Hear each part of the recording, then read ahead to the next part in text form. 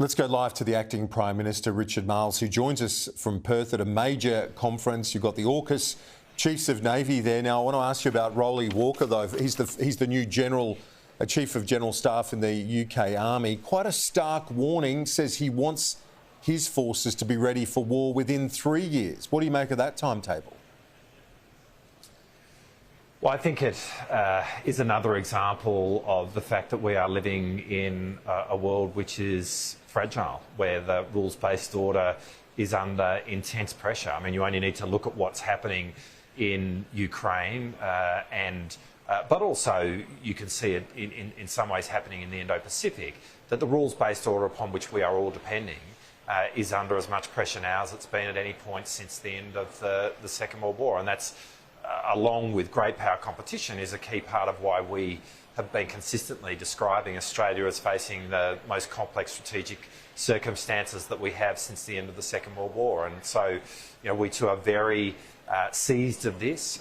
It's why we are seeing record levels of expenditure on defence over the next 4 years in the short term. It's why the tempo of activities that we are doing with our ally, the United States, but also our partners in the region with countries like Japan and the Philippines, has never been greater. We are making sure that we are as capable and as ready as quickly as we can be. Is this description axis of upheaval that the new Army Chief in Britain used, do you agree with that assessment? Do you think it's a good way to describe what we're facing over coming years? Well, look, it's not language I've used, but I think we are seeing a growing coordination. If you look at, I was in Ukraine back in April, and one of the things that's really clear is that North Korea is a huge supplier of ordnance to Russia now in its conflict in Ukraine. Iran is a significant supplier of drones to Russia in the same conflict. So you are looking at all of those countries working very closely together, and we've been making the point, as was made at the NATO conference a couple of weeks ago, that China is supporting Russia in terms of the sale of dual-use technology. So there is coordination going on. I think the important point to make really is that from the moment that we saw the no limits agreement signed between Russia and China on the eve of Russia's invasion of Ukraine was the moment that for Australia a conflict in Eastern Europe became highly relevant to us, because we knew in that moment that what played out in Eastern Europe would represent lessons, good or bad, that would be learnt across the world and in our part of the region as well. And so the world is much more connected. We need to be more connected. It's why we're much more engaged in NATO than we've been, but it's also why we are working very closely with our partners in the region. In that context, given the relevance of what's going on in Ukraine, in your view, to our region, does it worry you? And what are you hearing from the Navy chiefs from the AUKUS nations about this language we're hearing out of Washington and out of the presidential campaign around potentially removing support for Ukraine? Well, I think Ukraine is a very important theatre. What happens in Ukraine will represent, as I said earlier, lessons that will be learnt across the world and in the Indo-Pacific. And that was really clear when I was attending NATO just a couple of weeks ago, and the American position was also very clear there. I mean, they are seized with the significance of what's playing out in Ukraine. And again, you see that in the supplemental support that was provided by the United States earlier in the year to the effort in Ukraine, which has been fundamental to Ukraine moving forward.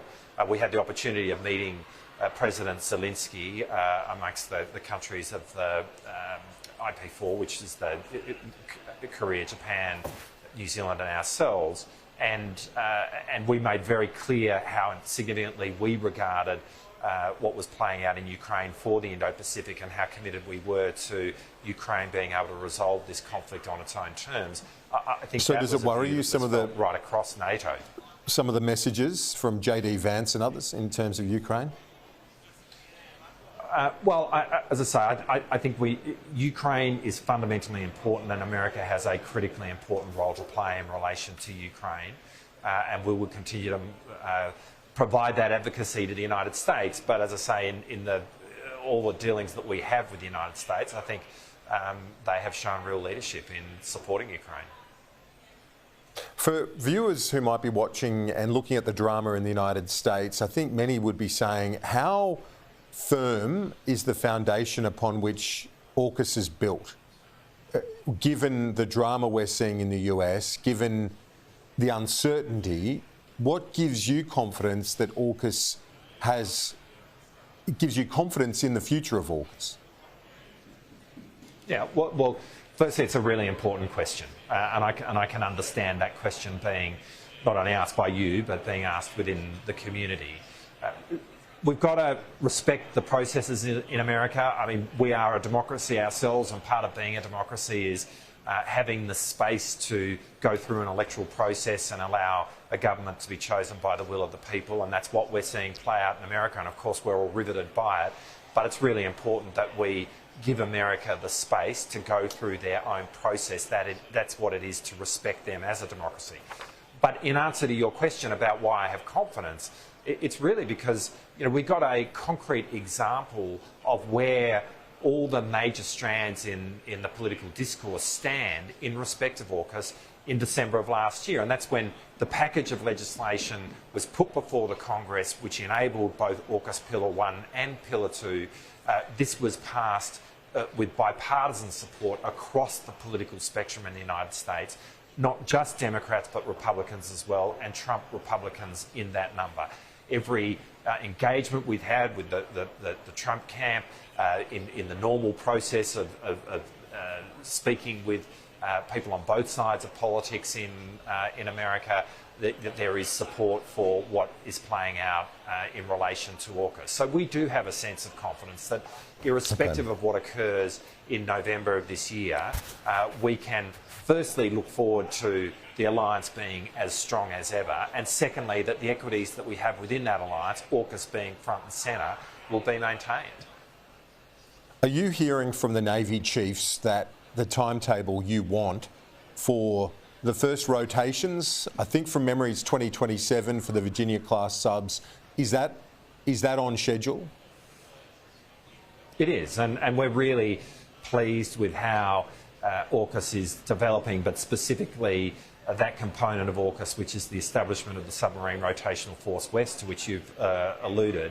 I mean, there's the actual starting point was to see an increased number of visits of Virginia-class submarines and nuclear-powered submarines to Australia, and we've been seeing that since the announcement of AUKUS, and we will see that over the coming months here in WA. And every time that occurs, we're doing more work on those nuclear submarines, we're becoming more familiar with them, we are readying ourselves for the establishment of the Submarine Rotational Force West in a few years' time. And we are really confident that that is on track. Every milestone is being met. And the reason it is because there is a deep sense of commitment amongst all three countries about the importance of this. And, in answer further to the previous answer, that commitment is bipartisan in all three countries. At the end of NATO, I had the opportunity of coming back home through Britain, and I met John Healey, the new Secretary of Defence in the new UK government. I mean, there is support for AUKUS there across the political spectrum in the United Kingdom, and all the milestones that we were seeking to meet are being maintained and intend to be maintained by the new Starmer government. So we are really confident of how it's progressing, and that confidence is underpinned by the commitment that exists across all three countries.